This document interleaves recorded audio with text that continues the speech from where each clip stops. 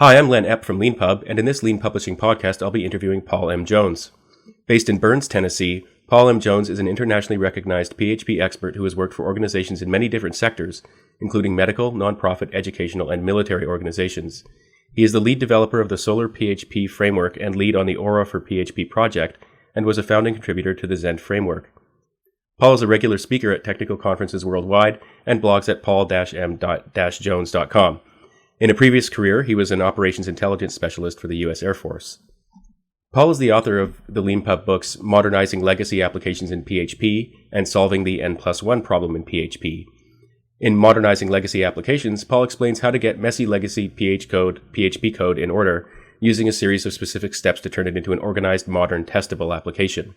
In Solving the N+1 Problem, Paul explains what the problem is and how to discover and solve it in your app using PHP. In this interview, we're going to talk about Paul's professional interests, his books, his experiences using LeanPub, and ways we can improve LeanPub for him and for other authors. So thank you, Paul, for being on the Lean Publishing podcast. Thank you for having me. I usually like to start these interviews by asking people for their origin story, so I was wondering if you could tell me how you first became interested in programming. This is actually one of my favorite topics. A lot of people go through life and never find their true calling. I got my true calling very early in life. When I was just shy of 13, my dad brought home a TI-99 4A Texas Instruments computer. And if anyone out there knows what one of those is, you know exactly how long ago that was. I sat down with that thing for, a couple of weeks. And by the end of that time, I knew what I was going to be doing for the rest of my life. Started out programming in TI Basic. When you had to save the program to a tape cassette recorder, and then you had to play it back to load it back into memory. So that's how I got started, and it's been a wonderful experience since then. Learning how to program, learning the craft and the skill that goes along with it, and all the communities that go along with it as well. So was your father a programmer himself? No, my father was, first he was an Army chaplain, then he was a Methodist minister, and then he became a certified financial planner, which is a minor version of a stockbroker. So he himself was not especially technical. I ended up having to help him out a lot with with the various computers that we ended up buying for his businesses. I remember we had an Apple III for a long time, and I was in charge of helping him set up a lot of VisiCalc stuff to begin with. It's interesting. For good or bad, I still have to help him out with a lot of computers. So. It's interesting. Yeah, a lot of people, that I've spoken to, their first introduction to computers is playing games. But it sounds like you just dove right in and started, messing around with the machine. Yeah, of course, there were video games at the time, but they were stand-up coin-operated things. You did not, download the latest version of whatever it was to your iPhone. If you wanted to play a game on your home computer, most of the time what you had to do was go buy a magazine, a physical paper magazine, look for a code listing in the magazine, and then type it in by hand from the magazine into the computer that you're working on, and then save it. Wow. And then try to figure out how to debug it from there. Do you remember what the first game was that you played on that computer? Oh, wow. That's a great question. I remember one of the first ones was a text adventure style game. Again, I don't remember specifically what it was. I think that worked on both the TI and on an Apple II that I had access to at school. And then after that, of course, you end up buying games. But we were not super wealthy back then, and games were pretty expensive comparatively speaking. So if you were going to buy a game, you either had to, shell out $20 or $30 for it and wait for it to come in the mail, and then put it in. So it was easier to spend the time than it was to spend the money. And how did you? I mean, you ended up with a focus on PHP in your career. Can you explain a little bit about your path to that? Yeah. Specialty? When I was in the Air Force. Of course, I did some programming there as well. Worked with databases a lot, worked with FoxPro. And then around 1994, we got a copy of the original Mosaic browser that we used on internal classified networks. And of course, you program that. You would have to write up pages using plain old HTML. So I started doing that. Realized I liked it.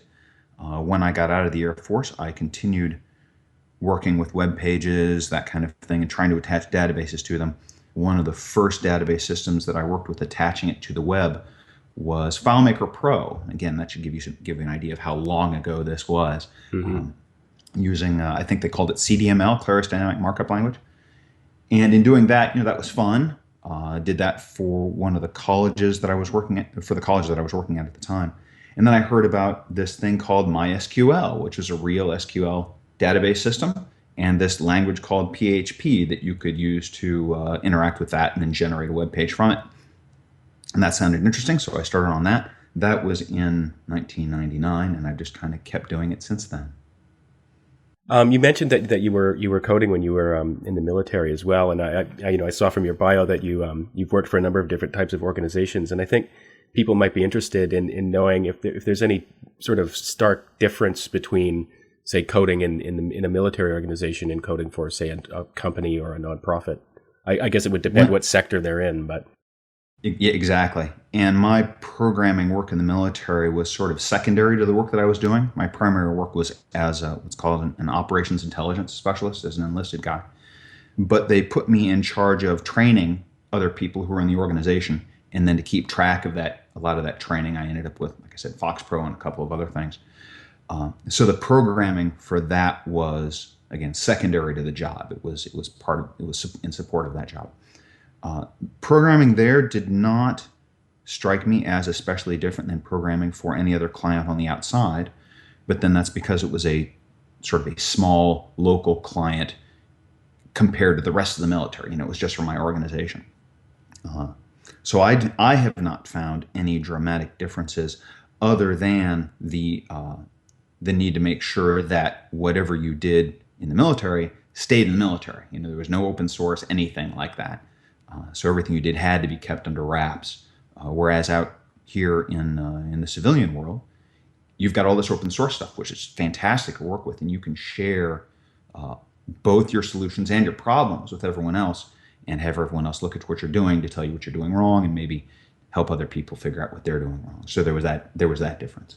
That's really interesting. There's obviously been quite a bit of press lately about U.S. personnel hacks and things like that. And do you have an opinion in general about security of data in the U.S. systems? There is we've all heard of Murphy's Law. Anything that can go wrong will. There are military variations on that law. One of them is always remember that your weapon was built by the lowest bidder. Unfortunately, the same thing is true for government data programs. Anything that's related to data, it's built by the lowest bidder. So I think this is an example of where that comes back to bite you really fast. That's really interesting. When the Obamacare website fiasco unfolded, I had this joke that winning a government contract is an entirely different set of skills from actually making a website or doing anything. So I always thought of the problem in terms of just procurement, but that's pretty straightforward criticism when you say that, the lowest bidder wins. Yeah, that's pretty much it. In fact, when you talk about Obamacare, it doesn't matter what your political affiliation is, how you felt about it at all. As a project management case study, it is fascinating. It's almost a list of everything you could possibly do wrong, all combined into one project. There's a guy named Arnold Kling who is an economist. He's blogged about that in the past as well. If you're interested in an economist's point of view, from a guy who's not only an economist but was also a programmer and built websites during the boom, he's got a series of very interesting criticisms about it. So does Megan McArdle. I think she works for Bloomberg now, who is also a technical person. Wrote a lot about the Obamacare fiasco, again from a production point of view. Mm-hmm. All really good stuff. Mm-hmm. And do you think that it's possible that to put it broadly, the government has learned a lesson from that in the future, or are changes to procurement processes just so difficult to change? It's my guess that the inertia is not in favor of things getting better. None of the incentives are right. With government, again, this is an economics thing. When you are taking someone else's money to spend money on something that you yourself are not personally vested in, then you're not going to be careful with how much money you take, and you're not necessarily going to be careful with how you spend the money, and you're not necessarily going to hold anyone or any of the right people accountable for how it gets spent. And that's regardless of where you stand politically. It's just a set of economic incentives. Mm-hmm. Moving back to PHP, I know that it's gone sort of up and down in terms of reputation in the last 10 years or so. What's your take on that, and how things have changed just in the last couple of years? So depending on how you felt about PHP 10 years ago, it had nowhere to go but up in terms of security. There were a lot of obviously some security flaws in the language itself, but the primary problem was not the language itself, in my opinion. The primary problem was that people who were drawn to PHP were not necessarily professional programmers. They were not people who had security concerns at heart. They just wanted to get something done quick, get it on the web, because either it was going to make them money or they needed to do it for their own internal organizations. And so they weren't necessarily thinking about security concerns right off the bat because they weren't targets. And then a couple of years later, suddenly everyone's a target with cross-site scripting exploits or SQL injections. They can take over your machine. That's the point at which the community started standing up and paying attention to those kinds of things. You started seeing things like the filter extension put in place. I think that was Pierre Allenjoy who did that, which was a great boon.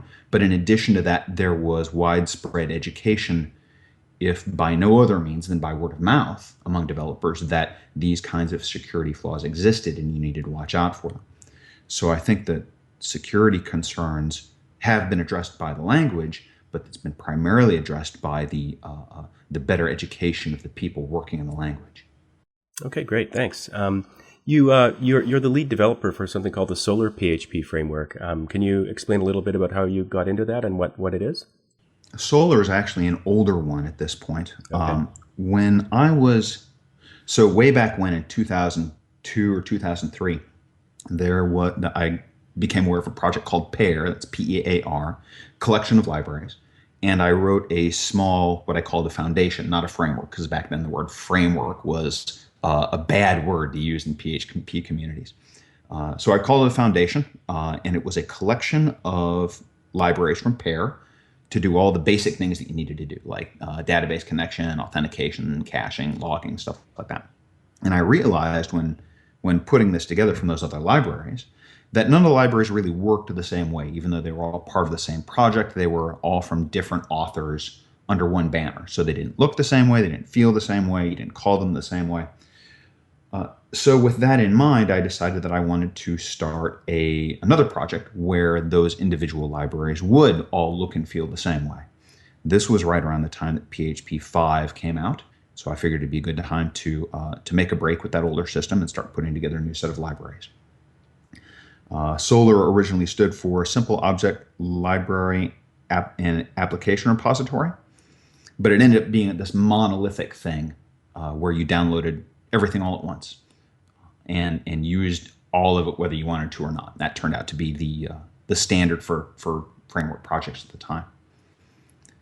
So that was the origin of it. That's how it got started. A lot of people got interested in that and started contributing as well. It was nowhere near as popular as, say, the Zen framework or Symfony 1 at the time, but it did have a small, what I would call a small but committed community. And I learned a ton from writing it, and I learned a ton from the people who provided patches and helped to work on it as well. And the Aura for PHP project, that's a newer thing that you're working on? Aura, that's exactly right. Aura is essentially Solar version 2. One of the problems that we had with Solar, first of all, was the name. It's SOLAR. At some time thereafter, the Apache SOLR, Solar project, came out, and people started confusing it with that. So when Solar, the PHP project, went 1.0, we started discussing how we were going to do the 2.0 project.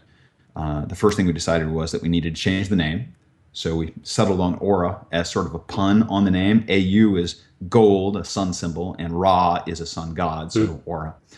And we decided that the new project should should adhere more closely to the original ideas that we had had when we started. That is, a series of individual libraries, not something that's being delivered as a monolithic framework. So our primary goal was to take the Solr stuff and split it off into individual, independent, decoupled components, where they would be independent not only from a particular framework, but also independent of each other. So that was the driving, those were the driving principles behind starting Aura as version 2 of Solr. I think it's worked out pretty well. We moved away from a universal service locator to using dependency injection and providing a dependency injection container that you could use if you wanted to. And then the various versions thereafter of the individual libraries, we've been able to split those into even smaller components. So, for example, the Aura SQL component used to be a database connection, a connection manager, an SQL query builder, and a gateway and mapper system. We've actually split that out so that in version 2, the SQL query builder is its own thing. It'll work with any database connection at all. You don't even need one. You can just build queries at random if you feel like it. And the SQL connection portion just does that. And the mapper and gateway have been split off to their own components as well. So it's been a story of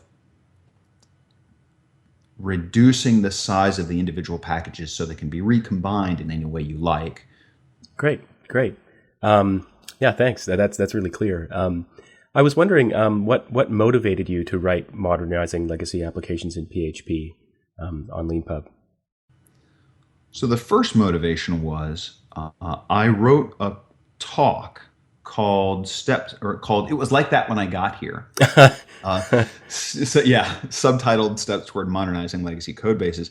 The motivation for that talk was that I had been in several organizations where we had these really old code bases. They were tough to work with.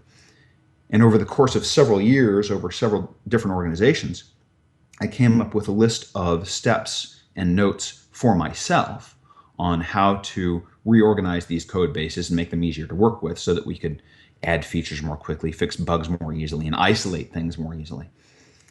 So in writing the talk came out of a generalized version of a story that I heard over and over again, where when you go into an organization and you look at the code base, it's horrible. You ask the people who are already there, how did it get to be this bad? And they look at you and they say, I don't know how it got to be this bad. It was like that when I got here. We've just dealt with it since then. Of course, that's a lot of suffering in our daily lives. That's a lot of pain and anguish. And you end up having this relationship with the code base that is sort of adversarial. And you walk into work and you're always kind of scared. You know, what's going to break today after I try to fix something? You spend a lot of hours late at night trying to make sure that things are going to work. Because if you touch one piece of code over in one place, then something else somewhere else breaks, and it's not really your fault, but you're the programmer. You're supposed to know what's going on. So after writing that talk and going through some of the initial steps of what I had done to modernize these legacy code bases in my own work, I gave the talk the first time and it was well received. I gave the talk the second time, it was well received.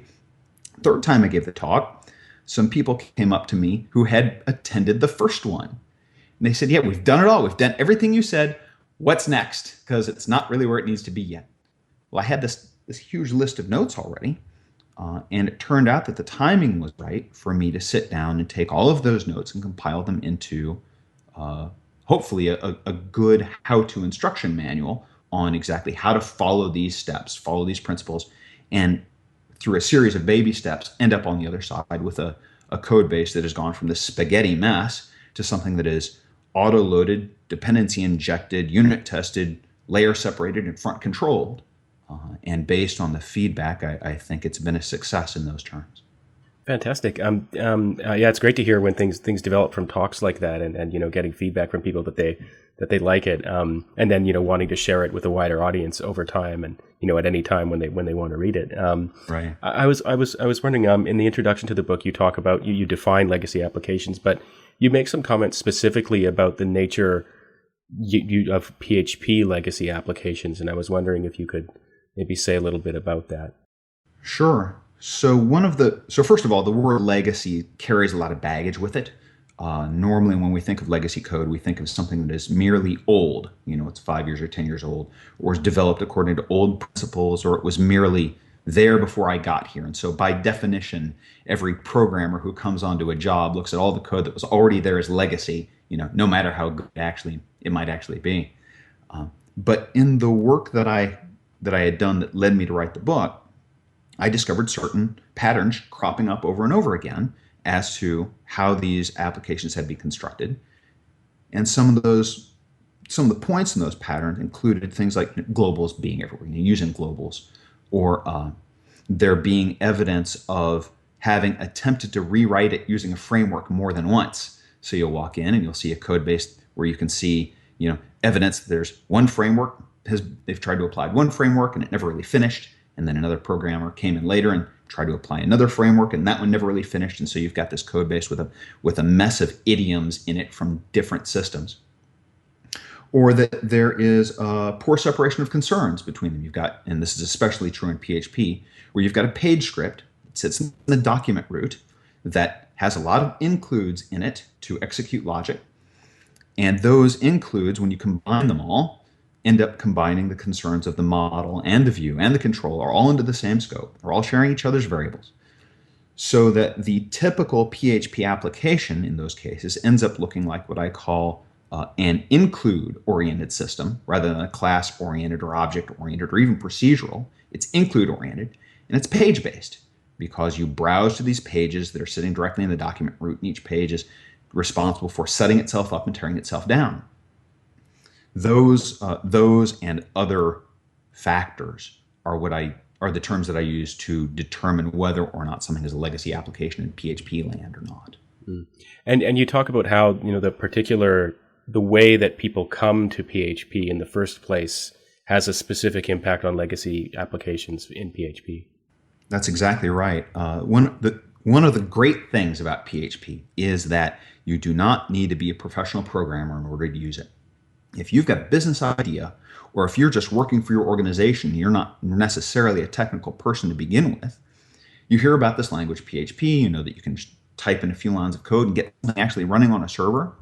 I mean, that's fantastic. It allows you to make money very quickly. So the great thing about PHP is that pretty much anyone can use it.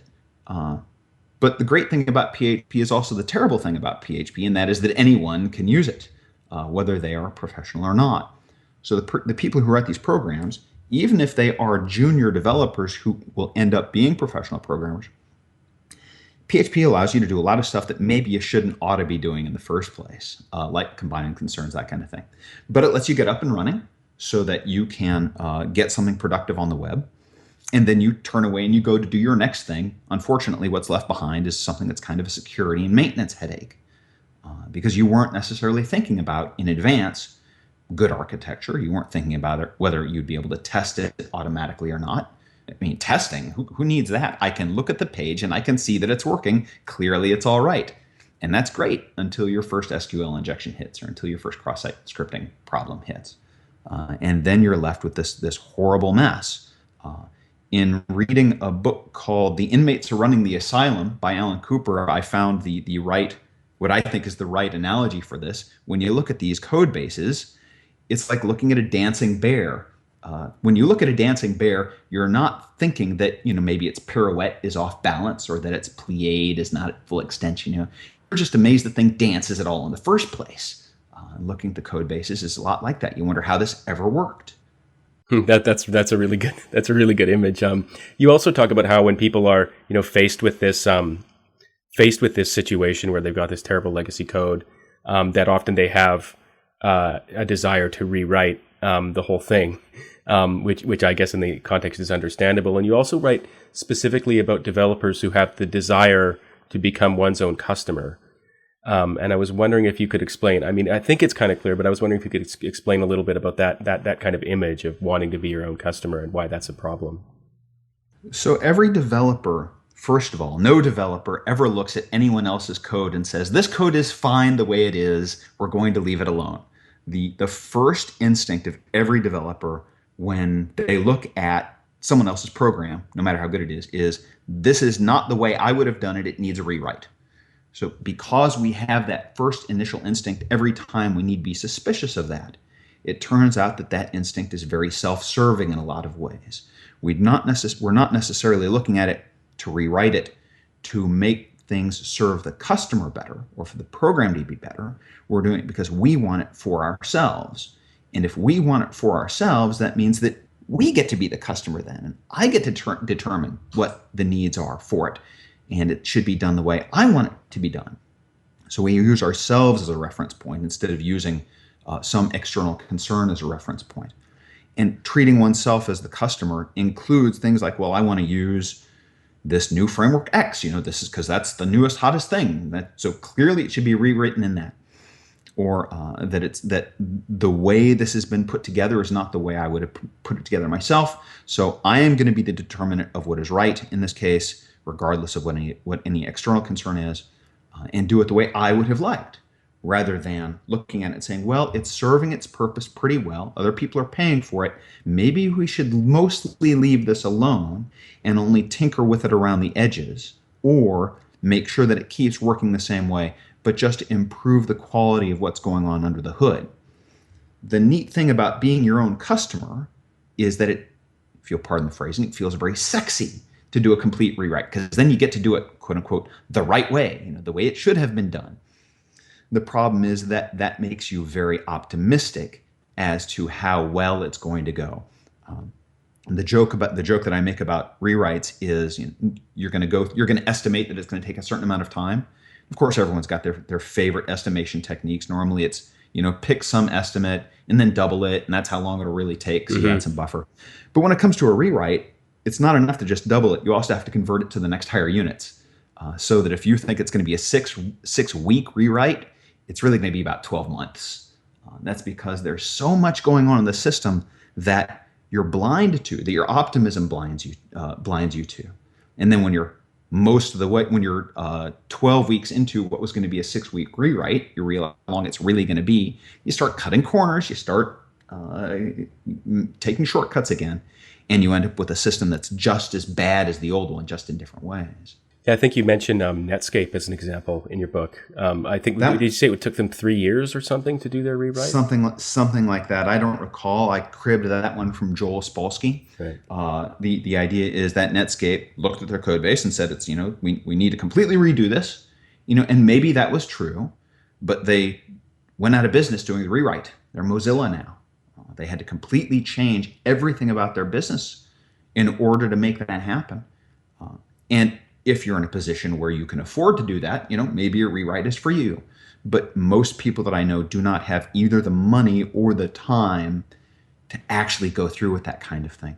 So I hope that this book, if nothing else, will save people from thinking that a rewrite is going to save them. Nuking it from orbit feels great, and refactoring feels a lot like work, and so we don't want to do that.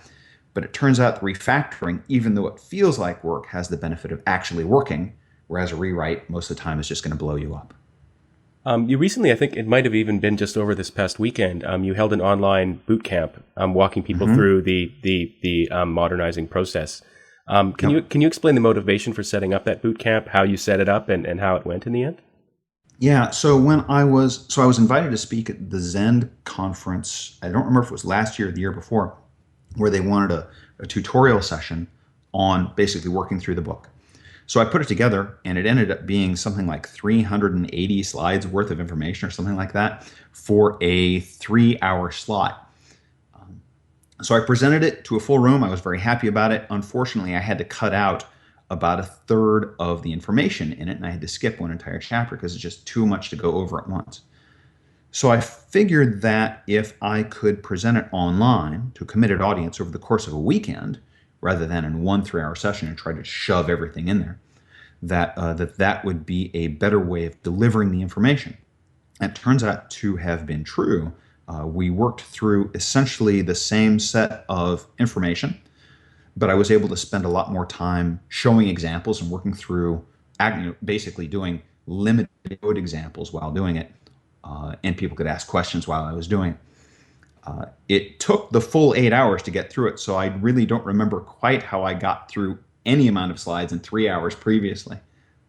But it was very well received. And do you think it's something you'll be doing again? It is something that I would love to do again. This was a good first run, but I saw some mistakes and flaws in how I did the presentation. There were some things missing, and so I had to sort of hem and haw and add those in on the fly. I expect the second version of it to have a lot more to it and to go a little more smoothly. Again, it was something I very much enjoyed, and I think the people who attended liked it as well. Great, fantastic. I have a question about your second LeanPub book, which is called Solving the N+1 Problem in PHP.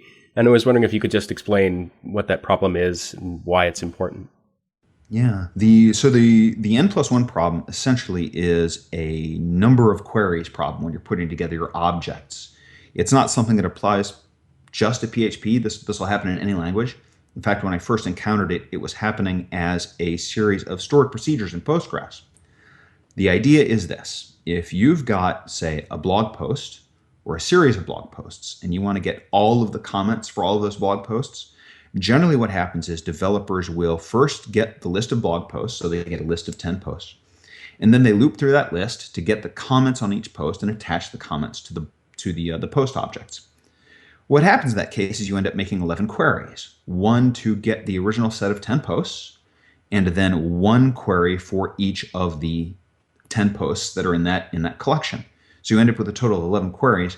Maybe that by itself is not such a big performance problem, but when you're putting together a collection of, say, 20,000 objects with five relations each, you end up with 200,001 queries and a web page that doesn't load for 3 hours. So that's a pretty serious performance problem. And it doesn't even need to be in terms of 20,000 or 10,000 or 20,000 objects. It could be in terms of 20,000 requests being made against your system. If you can reduce by an order of magnitude or more the number of queries that are being made coming out of an application as a scalability concern, then you need a lot fewer machines in order to scale up. So that's the basis of the N+1 problem, where the 1 is the initial query and the N is the multiple number of queries that have to happen to populate those other objects. And then the book, of course, is about how to recognize that that's going on, why it happens in the first place, how to solve it, and then some automated ways of solving it after you figure out how to do it by hand. Okay, great, thanks. Yeah, that's really clear. I was wondering, just switching gears a little bit to your process publishing the books and things like that. I was wondering if you could talk a little bit about how you found out about LeanPub in the first place and why you chose to use us to publish your book. So LeanPub was highly recommended by a colleague of mine, and a guy named Chris Hargis, the grumpy programmer. He had published once through a traditional publisher and then again through LeanPub, and had nothing but praises to sing for LeanPub. The joke that I have made, and I think he's heard this before, is that I figured if Chris Hargis could write a book on LeanPub, then by God, so could I. And so that's how I'd come to LeanPub in the first place. Okay, thanks. Sir. If you have more to say, please go ahead. No, I could. If you've got more specific questions, I can answer them more specifically. Well, yeah, no, sure. I actually do have a couple. Before I get a little technical, I would like to ask what your opinion is about the book market and how it's evolving now. Maybe even specifically the computer book market. I mean, do you see more authors doing what you and Chris chose to do, and to self-publish programming books? And are there sort of market and technology based reasons for doing that, or is it something with the publishing industry itself that's driving those choices? I'm going to take the easy way out and say there's a series of different concerns all playing back and forth with each other on that one. One of the things that people in general like is to feel like they have been chosen. So when a publisher comes to you and says, "We have seen you, we like you, we want you to publish a book with us," it has that aspect of feeling like you've been chosen by someone else. It makes you feel good about yourself. So that right there is a very powerful driver that favors the traditional market, because you get that sense of other people having recognized you. It's a status symbol, if nothing else. So that's one driver in favor of traditional publishing. The primary driver that I see in favor of individual publishing or self-publishing is that you get to keep more money. And frankly, I am a cheap little man with a mercenary heart, and I like that idea. It also means that I get to be in control of, for good or bad, in control of everything about the process. I get to choose the art, I get to choose the font, I get to choose everything about the book, I get to choose the process for writing, I get to choose in all but the broadest general sense how it's going to be published. So for people who have a very, I'm not going to call them people who are control freaks. I'm going to call them people who are control enthusiasts. For the control enthusiast, self-publishing is a wonderful, wonderful thing. Yeah, one thing, I'm not sure if this was important to you, but one thing in particular with technology books that is that timing, and having control over timing seems to be really important to people, especially if they're talking about something that's meant to solve a problem that people have right now. I think it's in particular hard for people who think in a technical way to say, I've got the solution, it's out there to solve problems that exist right now, but now I need to subject myself to an arbitrary process that means it's going to take a year or two for my solution to get out there. And it seems that there's just a certain type of person that finds that to be an unbearable situation. I completely agree. And as a follow-on to that, it may be that your solution, when written down, is only 30 or 40 or 50 pages. It's going to be tough to find a publisher who's going to find that a profitable concern to follow. Whereas with individual publishing, you can do small one-off pieces that address a very as narrow or as broad a topic as you like, but if it's small, it's probably a relatively narrow topic. But being highly focused, you can spend all your time working on that one thing, get it out of your brain, and have it published. And that's a fantastic thing. In fact, that's the N+1 book that we talked about before. I think that's a pretty good example of that kind of thing. It didn't really fit in the Modernizing book, even though we reference it. But it's something that would be a full-sized book on its own either. So publishing it as, I think it's like 60 pages, something like that. Publishing it as its own standalone thing turned out to be it's really nice to be able to do that. You just can't do that with a traditional publisher, not at a profit anyway. Mm-hmm. And did you publish either of your books in progress? That is, publish the first version before all the chapters had been. I did, and that was another real benefit of self-publishing, and specifically with the model that LeanPub presents, is that I was able to write, I think, the first 3 chapters, which frankly were the hardest 3 chapters to write, with one exception, and then put them out there on LeanPub to say, hey, this is here. If you're interested, come and get it. If you like, please give me feedback so that I can fix typos and address other concerns. The feedback was phenomenal, just right off the bat. It wasn't even finished yet. So first of all, being able to publish it in installments in that way was super helpful to me as an author. But it was also super helpful to me as a perfectionist, because you got to get a lot of feedback from a lot of people who are paying attention to, who will all find some small detail that you never noticed, and you can put it in and have it go out on the next iteration. It's fantastic. And how did you receive feedback? Or did you explicitly encourage it in your book or on your landing page? So again, one of the wonderful things about the LeanPub process was, as you release iterations, you were able to send an email to everyone who had already bought it and say, here's the next version. If you notice problems, here's how to contact me. And so people would send me emails. In fact, I think it was only by email at the time, where someone would say on Twitter, hey, I noticed on page X that you've got this right here, and that's not quite right. You should probably say this instead. So that communication mechanism, just from hitting the publish button, was fantastic. And then in addition to that, there were several people who knew me or who already knew my address, and so could buy the book or download a sample and then give me feedback just privately.